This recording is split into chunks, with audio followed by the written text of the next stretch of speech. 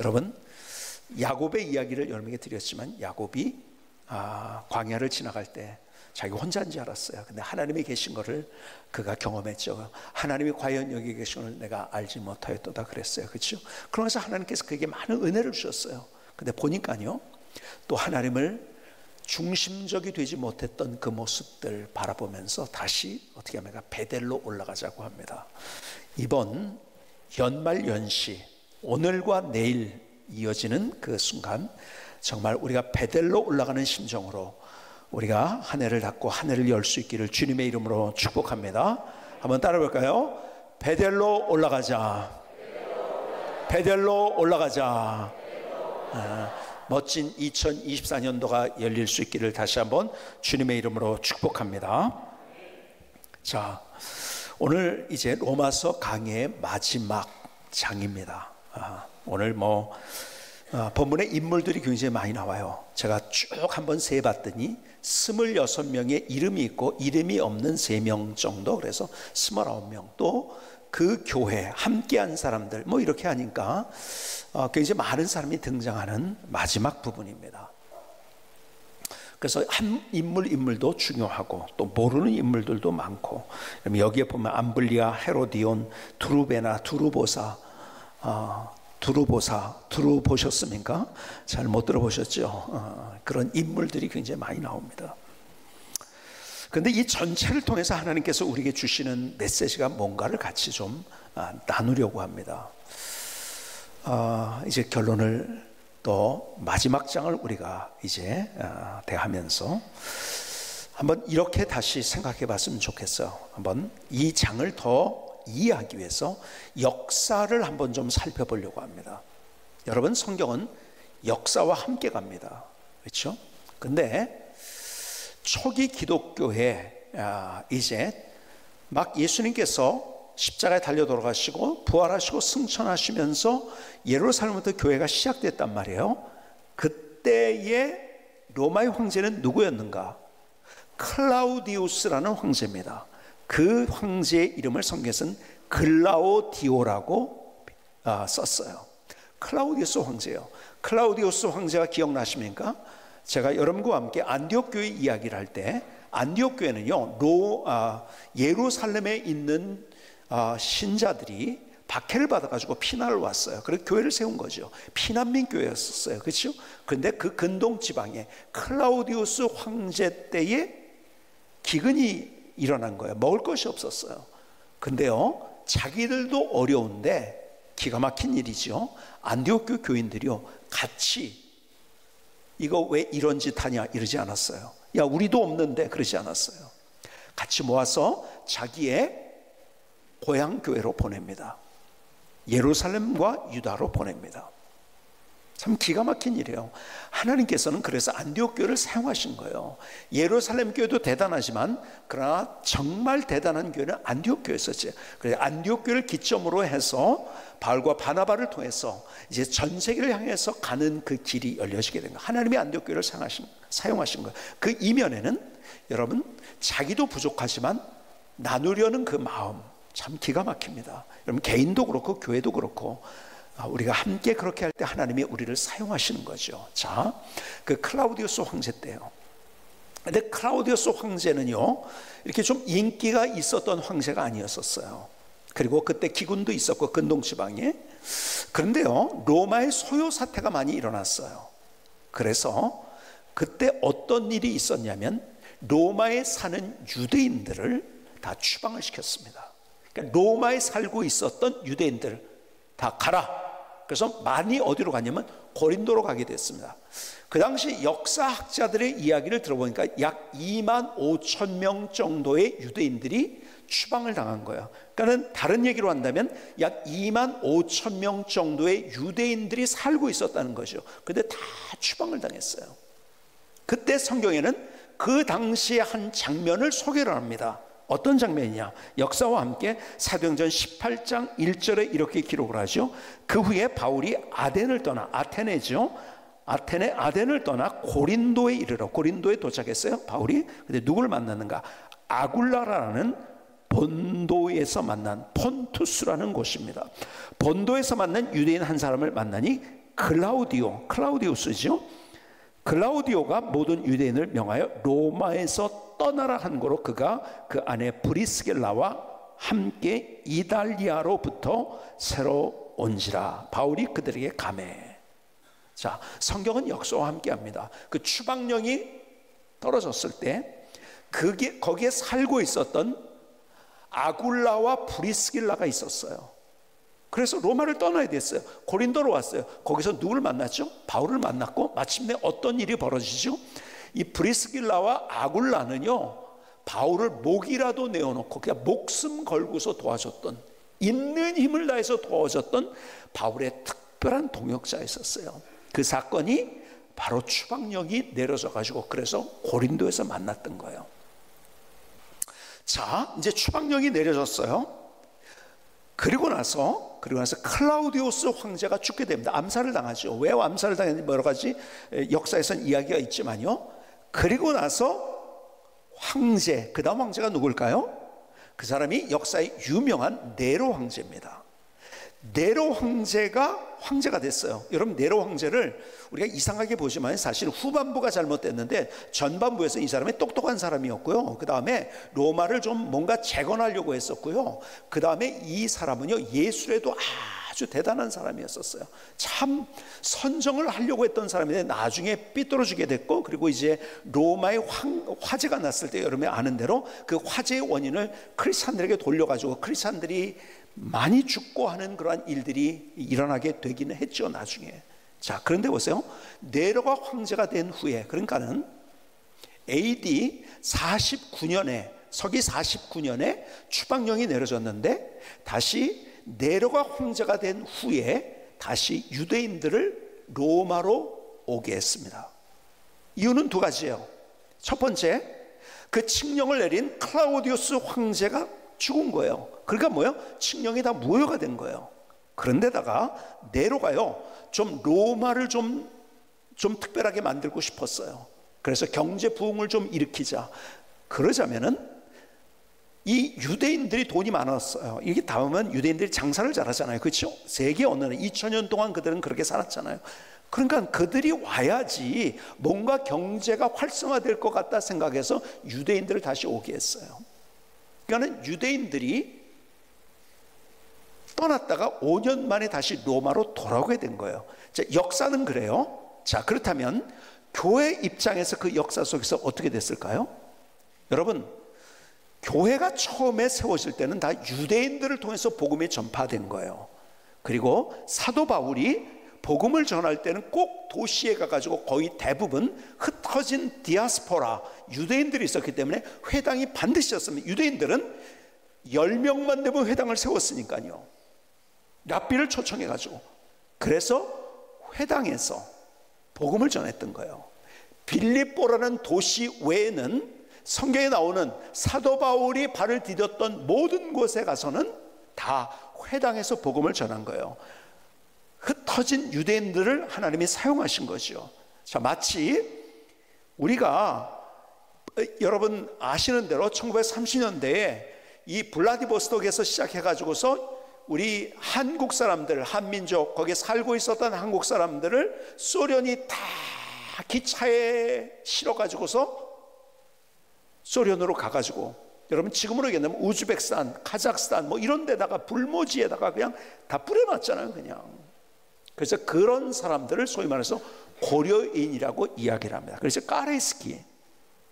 그래서 여기 주민호 선교사님, 해외선교 회장님도 계시지만 거기에서 카자흐스탄에 사역을 하면서 사실은 카자흐스탄이 복음으로 돌아올 수 있었던 중요한 이유는 그 흩어진 한국 사람들, 디아스포라를 통해서 복음이 전파될 수 있는 그런 많은 통로가 됐던 거예요. 유대인들 그 역할을 했거든요. 그러니까 유대인들을 중심으로 해서 교회가 세워졌던 거예요, 사실은. 그렇죠? 그리고 거기에 이방인들, 소위 말해서 헬라인들이 붙게 된 거죠. 그래서 교회가 세워진 거예요. 그래서 그 안에 유대인과 헬라인 크리스찬들이 생기게 된 거죠. 자, 그렇다면 잘 그림을 그려보세요. 로마의 교회 안에는 유대 크리스찬도 있었고 헬라 크리스찬도 있었어요. 그렇죠? 그런데요, 유대 크리스찬들이 다 추방을 당한 거예요. 그럼 누구만 남았을까요? 네? 헬라 크리스찬들만 남은 거예요. 그렇죠? 그러니까 이방 크리스찬들이죠. 유대인들이 이방인이라고 생각하는, 뭐 자기들 외에는 다 이방인이니까 이방인이라고 생각하는 그런 사람 크리스찬만 남은 거예요. 그리고 5년이 됐어요. 다시 돌아오게 됐어요. 여러분, 얼마나 감격적인 재회를 했을까요? 왜요? 그들은 가족같이 살았잖아요. 그렇죠?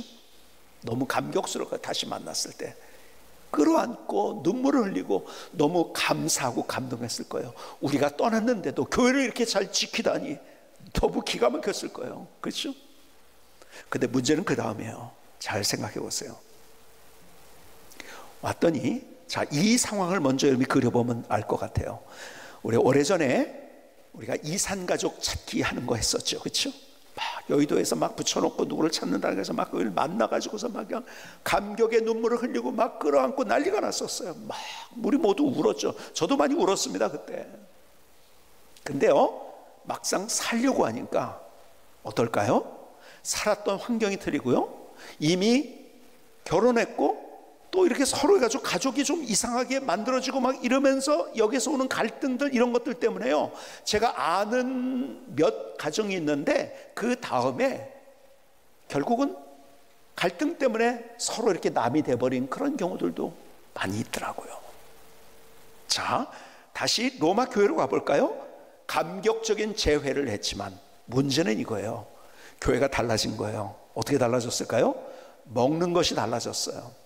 그래서 13장 14장에서 어떤 얘기를 합니까? 먹는 것에 대한 이야기를 이제 하죠. 고기를 먹을 때도 유대인들은 절대 고기 안 먹었어요. 왜? 제사, 이방신에게 제사한 거, 그거는 안 먹었. 근데 헬라 사람들은 먹고 있거든요.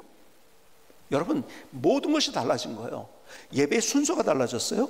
설교가 달라졌어요. 리더가 달라졌어요. 모든 게 달라졌어요. 그런데 여러분, 역사 속에서 두 개의 물줄기가 흘러나온다고 역사가들이 얘기를 합니다. 뭐죠? 소위 말해서 헬레니즘과 헤브라이즘, 유대인들을 중심하는 헤브라이즘과 헬레니즘, 역사의 큰 줄기라고 얘기합니다. 그러니까 이 두 가지는요, 서로 상충되는 게 많이 있었던 거예요. 얼마나 다른 것들이 많이 있었을까요? 이게요, 눈에 거슬리는 것도 많았고요, 이게 이렇게 하면 안 되는데 방법론적으로 충돌하는 것이 너무 많았던 거예요. 그렇겠죠? 여기까지 그림이 잘 그려지시나요? 그렇죠? 그런데 그럼에도 불구하고 갈등할 수밖에 없는 구조였는데 서로 이해를 못하고 그리고 갈라지고 갈등할 수밖에 없는 구조였는데 더군다나 다양한 민족적, 인종적 그런 배경들이 있어요. 여러분, 출신이 로마는 다양한 곳에 모였기 때문에 뭐예요? 어디가 지금은 이집트, 저기 지금은 터키, 뭐 레바논, 지금 걸로 하면 그래요. 뭐 본도 폰투스라고요. 저기 어디입니까? 지금의 어디죠? 터키의 북쪽입니다. 뭐 이런 각 곳에서 여러분 출신들도 다 달라요. 그런데요, 거기 어떤 사람이 있냐면 사회적으로도요, 노예인 사람도 있고 노예에서 해방된 사람도 있고 그 다음에 자유인도 있고 그 다음에 로마의 시민권을 가진 사람도 있고요. 다양한 사람들. 학자들에 의하면 여기에 나오는 로마서 16장에 그렇게 많은 사람들이 나오는데 거기에 절반 이상이 노예나 노예에서 해방된 사람이라고 그렇게 이야기를 하더라고요. 얼마나 다를까요? 서로 비난하고 저 사람 왜 저래? 그렇게 할 수 있는 상황임에도 불구하고 그런데 로마 교회가 든든하게 갔다는 거예요. 이 시대가 어떤 시대? 포스트 모더니즘 시대예요. 포스트 모더니즘 시대는 뭔지 아십니까? 쉽게 얘기하면 내가 내 인생의 주인이라는 거예요. 그리고 내가 느끼는 것이 진리라는 거예요. 그렇죠? 여러분, 세상 그렇게 흘러가고 있어요. 저는 성경을 이야기하기 때문에 세상이 잘못 가고 있는 이야기를 여러분에게 들려드려야 되는 거예요. 얼마나 잘못 가고 있는지. 여러분, 내가 내 인생의 주인이 될 때요, 내가 우상이 되는 거고요. 여러분, 그게 행복할 것 같죠? 그렇게 했다가 제가 늘 얘기하지만 그 포스트 모더니즘의 그 원류는 어디서부터 시작하는데 니체로부터 시작이 돼가지고, 그렇죠? 자기가 인생의 주인이고 능력이 있다고 생각하면서 살았던 인생은 불행하게 인생을 마감했던 거예요. 그걸 보거든요. 보는데도 그게 안 돼요. 왜? 높아지면 행복할 것이라는 것이 계속 사탄의 유혹인 거예요. 아니에요. 우리의 높이보다 관계를 주님께서 말씀하고 계신 거예요. 이걸 알아야 돼요. 성과가 중요합니다. 그런 관계가 더 중요한 거예요. 이거 놓치면 다. 그러니까 세상에 지금 우리는 포스트 모더니즘의 홍수 속에 살고 있다는 거 아십니까? 다 계속 그냥 막 이슬비어 같이 계속. 여러분 예를 들어서 보십시오. TV를 보세요. TV를 틀면은요, 다 뭘 얘기하면 참 세상 사람들이요, 이제는요 사람들과 관계를 안 하고요. 요즘 보니까요 TV 프로를 제가 연구해 보니까 이런 프로가 제일 많더라고요. 인기를 끌더라고요. 어떤 연예인들이나 유명한 사람들이 노는 장면, 자기들끼리 얘기하는 장면, 그래서 마치 자기도 거기에서 노는 것 같고 얘기하는 것 같은 착각으로 사람들이 살고 있는 거예요. 거기에다가 나 혼자 산다. 야, 저렇게 혼자 좋겠다. 여러분, 세상은 계속 지금 얘기한 대로 포스트 모더니즘을 그냥 막 투하하고 있는 거예요. 그냥 나도 모르게 세뇌받고. 그러니까 성경의 원리는 이건데, 공동체성을 이야기하는데 아니야, 내가 중심이고 내가 하고 싶은 거 해야 되고 내 느낌이 맞고. 그러니까 어떻게 합니까? 혼자 돼야 되잖아요. 그렇죠? 그러니까 혼자 되는 것이 마치 굉장히 멋있는 것처럼 그렇게 만드는 시대 가운데 살고 있어요. 너 혼자 살아야지 네 느낌대로 살잖아. 네 원하는 대로 살잖아. 너 혼자 살아야지 네가 인생의 주인 되잖아. 이 메시지예요. 근데 그렇게 살아서 세상은 점점 불행해지고 있다는 것을 잃어버린 채 너무 인생을 단편적으로 보고 있는 거죠. 아니에요. 함께 하는 거예요. 같이 가는 거예요. 근데요, 왜 함께 하는 것이 힘든지 아세요? 힘든 이유가 있어요. 사실 어떤 면에서 힘들지 않은 건데, 힘든 이유는 뭐냐면 세상이 계속해서 네 말이 맞다고 생각할까, 내 말하고 다른 사람하고는 같이 하기가 너무 힘든 거예요. 그렇죠? 그래서 상처를 받아요. 상처를 받을 뿐만 아니라 어떤 분이 그러더라고요. 많은 상처를 받고 배반을 당한 분이 이제는 사람 만나기가 두렵다고 표현을 하더라고요. 두렵대요. 그런데 성경의 말씀을 들을까요? 여러분, 요한복음 14장 27절에 이렇게 말씀합니다. 평안을 너에게 끼치노니 곧 나의 평안을 너에게 주노라. 내가 너에게 주는 것은 세상이 주는 것과 같이 아니하니라. 너희는 마음에 근심하지 말고 두려워하지도 말라. 성경이 우리에게 말씀하시는 두려워하지 말라는 말씀은 계속되고 있어요. 그렇죠? 창세기부터 요한계시록까지. 근데 우리는 일에 대해서 두려워하지 않으려고 노력을 해요. 그렇죠? 아니에요. 사람에 대해서도 두려워해서는 안 된다는 거예요. 이 세상은 사람들 때문에 힘들 뿐만 아니라 이제 사람 만나는 걸 두려워하는 시대가 됐어요. 근데 성경은 주님께서 우리에게 말씀하신 두려워하지 말라고 말씀하세요. 왜 그런지 아세요? 결국 인생의 가장 멋진 드라마는 내가 어떤 성과를 얻었느냐가 아니라 어떤 관계를 맺었느냐 하는 거예요. 이걸 하셔야 돼요. 여러분, 굉장히 나를 힘들게 하는 사람이 있어요. 나를 어렵게 하는 사람이 있어요. 나를 욕하는 사람이 있어요. 뒤에서 수근수근 하는 사람이 있어요. 나는 그 사람 만나고 싶지도 않아. 아니, 그리고요, 그 사람을 사람같이 여기지 않아. 자, 그런데요, 하나님은 우리에게 이 내가 누구인지에 대해서 여러분들이 이거를 다른 데서는 알려줄 수 없는 성경을 통해서 우리에게 말씀하실 뿐만 아니라 하나님은 우리 정말 중요한 것들을 계시된 말씀으로 주시는데요, 우리의 자연 계시를 통해서도 우리에게 교훈해 주시는 것이 굉장히 많이 있어요. 그 중에 하나가 이런 거죠. 예를 들자면, 여러분, 이 산소는 타는 성질을 가지고 있어요. 그렇죠? 수소는 폭발하는 성질을 가지고 있어요. 다 기체예요. 근데 두 개가 만나면 이건 기가 막히게, 이건 끝나는 거예요, 그냥. 근데 이게 웬일입니까? 두 개가 만났는데 끝장난 게 아니에요. 둘이 만나면 끝장나야 돼. 근데 끝장난 게 아니에요. 뭐죠? H2O라는 물이 만들어집니다. 여러분, 물이 있어야 생명이 있는 거예요. 그래서 다른 데도 어디에 생명이 있는가 이걸 관찰하는 사람들은 그 어떤 행성에 물이 있냐 이걸 자꾸 관심을 갖는 거잖아요. 그렇죠? 여러분, 의외에 완전히 이거 둘이 만나면 끝장나는 것 같은, 폭발할 것 같은 두 개가 만났는데 물이 돼버리는 거예요. 주님이 이 말씀을 우리에게 해주고, 이런 관계가 그렇다는 말씀을 우리에게 해주고 있는 거예요. 여러분, 과학적으로 이것을 요즘 이렇게 표현을 합니다. 창발성이라고 이야기를 합니다. 창발성. 창발성은요, 뜻밖의, 이거는 이렇게 만나면 안 되는데, 이 원소와 이런 어떤 물질들이 이렇게 만나면 안 되는데 그렇게 만나가지고 기가 막힌 일이 일어나는 거예요. 여러분, 하나님께서는 우리의 관계 속에서 그렇게 만들길 원하시는데 우리는 너무 두려워해요. 염려해요. 아세요?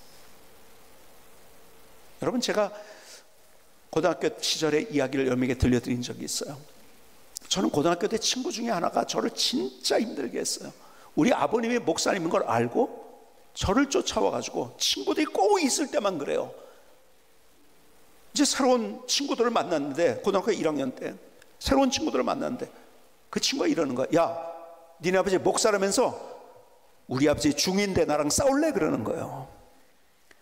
야, 근데 꼭 친구들이 있을 때 나 혼자 놓고 그러지 않고 계속해서 어떤 두 번, 세 번씩 매일. 여러분, 제가 감성이 예민한 고등학교 시절에 너무너무 힘들었어요. 이런 왼수가 없죠. 그렇죠? 학교 가는 게 힘들고요. 여러분, 그 가족 속에 들어가야 돼요. 가족 공동체. 내가 바쁘고 어쩌고 아니에요. 참여할 수 있는 참여하고, 내가 거기에 소속을 해가지고 기도 제목을 내두면서 같이 여러분 교제를 해 가야 되는 거예요. 여러분, 기관에서 어떤 다른 여러 가지 있잖아요. 찬양대가 있어요. 또 교사가 있어요. 각양에 많은 것들인데 그런 데 들어가서 우리가 함께 해야 되는 거예요. 함께. 자, 그런데요, 내년도를 바라보면서 제가 김재용 목사님에게, 김재용 목사님이 주도해서 내년도 표요를 다른 목사님들과 함께 정하십시오, 제가 그랬어요. 근데 나온 게 뭐냐면 저거예요. 일어나라, 함께 가자. 근데 오늘 마지막 설교하고 이게 맞더라고요. 또 너무 기가 막히게 너무 잘 졌어요. 한번 저를 따라서 해볼까요? 일어나라, 함께 가자. 일어나라, 함께 가자. 함께 가는 거예요. 지금 아이들 참 잘하는, 불쌍해요. 친구가 아니라 그들은 기계와 놀고 있어요. 이것처럼 가슴 아픈 일이 있을까요?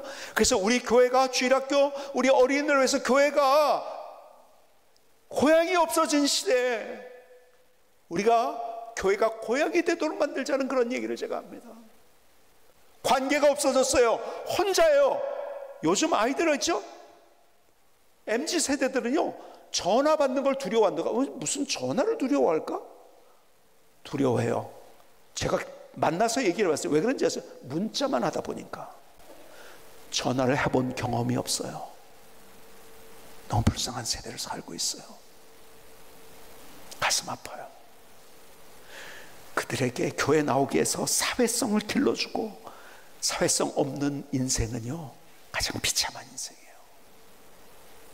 그래서 제가 말씀드리죠. 그래서 이제는 교회가 기회가 온다고 내가 얘기합니다. 아이들 혼자서 그냥 아무것도 안 하는 척 그러고 있으니까요, 기회만 붙들고 있으니까요, 교회로 끌고 나오는, 예수 안 믿는 사람들, 야 교회 가라, 그럴 시대가 이제 바로 옵니다. 기회인 거예요.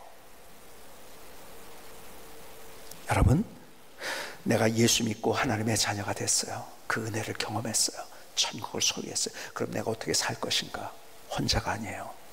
함께 손잡고 끌어주고 밀어주고 당겨주고 격려해주면서. 여러분, 혼자 방구석에 있으면 안 돼요. 외딴섬이 되면 안 돼요. 손을 먼저 내밀어 주는 거예요.